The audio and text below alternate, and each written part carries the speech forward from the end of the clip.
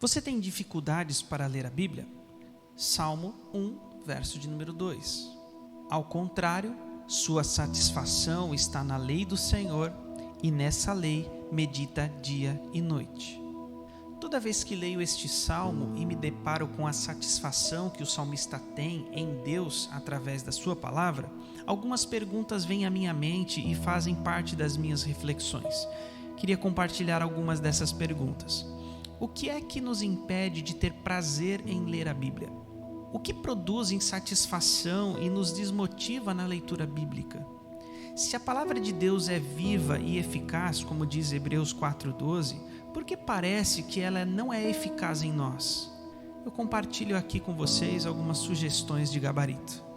A pergunta é: o que nos impede de ter prazer na Bíblia? Uma das coisas que nos impedem de ter prazer na Bíblia é não darmos a importância a ela, uma importância de vida. A Bíblia é um tipo de leitura que pretende transformar a nossa vida. Sem considerar a Bíblia o que de fato ela é, a palavra de Deus, jamais experimentaremos sabor algum ou transformação alguma ao lê-la. Por isso, volto a afirmar: a Bíblia Sagrada é a experiência do tipo de leitura que pretende transformar a nossa vida e não apenas enfiar alguma informação dentro do nosso cérebro. Uma frase que me ajuda a entender o que o salmista está querendo dizer é: saber muito e não saborear nada, do que adianta isso? O salmista tem interesse na palavra de Deus.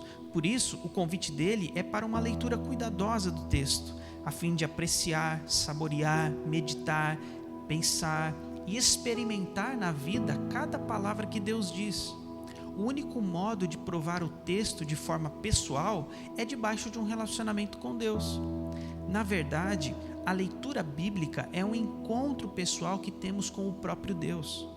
Enquanto tratarmos a Bíblia como um livro qualquer ou uma leitura qualquer que a gente pode fazer ou não, nunca teremos prazer nela.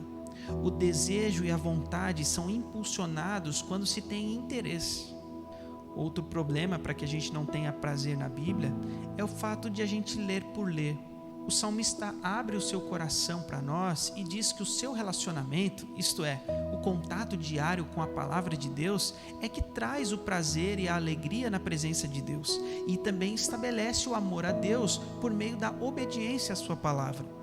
Daí você poderia me dizer: mas pastor, eu leio a Bíblia todos os dias, vou à escola bíblica dominical receber as orientações de como entender aí o texto, e por muitos anos eu escutei histórias e mais histórias bíblicas, mas ainda não tenho prazer. Leio por obrigação, isto é, eu leio sem motivação. Não entendo o que é que está errado. A leitura displicente da palavra de Deus, isto é, sem o cuidado devido, sem considerá-la o que de fato ela é, Deus falando, sem ter a consciência de que a Bíblia aberta é a experiência espiritual de estar diante de Deus, na presença de Deus, nos impossibilita de ser tocado por ela.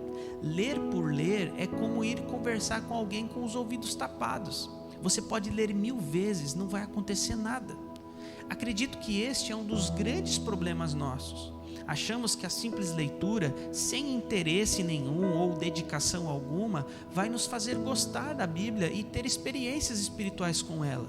Experimente utilizar esta estratégia que aplicamos no estudo bíblico num concurso público, por exemplo. Veja se dá certo. Não dá, não rola. Quando a gente lê o alerta de Jesus em Mateus capítulo 13, versos de número 14 e 15, algumas coisas começam a fazer um pouco de sentido para a gente. Diz Jesus o seguinte: neles se cumpre a profecia de Isaías: ainda que estejam sempre ouvindo, vocês nunca entenderão, ainda que estejam sempre vendo, jamais perceberão, pois o coração deste povo se tornou insensível. De má vontade ouviram com os seus ouvidos e fecharam os seus olhos. Se assim não fosse, poderiam ver com os olhos, ouvir com os ouvidos e entender com o coração, e converter-se-iam, e eu os curaria. O salmista deixa claro para nós que não lê por obrigação, mas por puro prazer. Mas não é só a má vontade e o desinteresse que nos impedem de ter prazer na Bíblia. Os interesses errados também nos impedem. A ida ao texto bíblico motivado por interesses errados é um grande anulador de experiências espirituais com a Bíblia Sagrada. Se temos dificuldade de entender quando lemos a Bíblia, Tiago, por exemplo, vai nos dar uma boa dica. Peçam sabedoria a Deus e Ele lhes dará. Mas eu advirto que quem não tem interesse e é inconstante, não recebe. Tiago capítulo 1, verso número 5 a 8. Mas o Tiago vai dizer mais o seguinte: vocês não têm porque não pedem. Quando pedem, não recebem, pois pedem por motivos errados, para gastarem seus próprios prazeres. Tiago capítulo 4, versos de número 2 e 3. Hoje em dia, temos muitas comunidades, igrejas, para todos os gostos e todos os tipos de pessoas e seus respectivos interesses. É só você ir lá, vai lá, escolhe uma que te agrada e pronto. Geralmente, o que caracteriza esses grupos, essas igrejas, são algum destaque especial daquilo que acreditam. Por exemplo, eles se baseiam em um texto bíblico, como é o caso de algumas que se apresentam como família de amor, por exemplo, que prega a liberdade sexual em todas as suas dimensões e justifica-se no fato de que Deus é amor, lá de 1 João capítulo 4, verso número 8. E por isso afirmam que toda a expressão de amor é legítima porque Deus é amor. Será? O que será que pensa a mulher assassinada pelo marido, que diz que matou por amor? Amigos, o Evangelho de Cristo não se resume a 1, 2 ou 3 versículos. Não adianta seguir uns e outros não. Devemos observar toda a palavra de Deus. Isso significa que somos servos de Deus por inteiro. O nosso problema é que vamos para a Bíblia não para ouvir Deus ou porque queremos Deus. Há interesse por trás, segundo as intenções que nos motivam. Jesus já dizia para nós: a palavra de Deus não afeta vocês porque não creem naquele que Deus enviou. Vocês examinam as Escrituras porque querem ter a vida eterna, mas a palavra testifica, sinaliza, aponta a vida eterna para mim, diz Jesus, João capítulo 5, verso número 36 a 39. Diz Jesus o seguinte: eu é quem sou o caminho, a verdade e a vida. Ninguém vai ao Pai a não ser por mim, João 14, 6.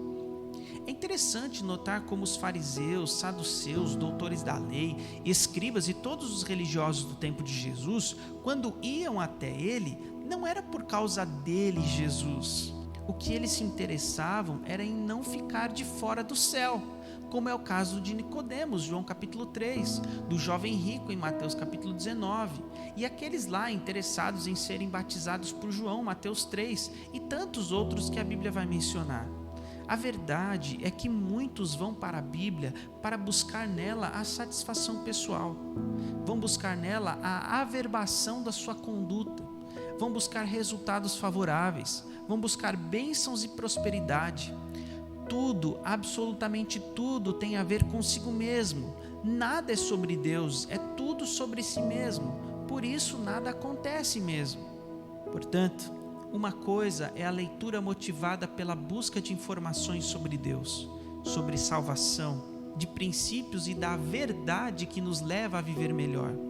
Outra coisa bem diferente é lermos a Bíblia a fim de ouvir Deus e responder-lhe em oração e obediência. Que ao irmos para a palavra de Deus, o nosso desejo seja apenas de encontrar o próprio Deus. Amém.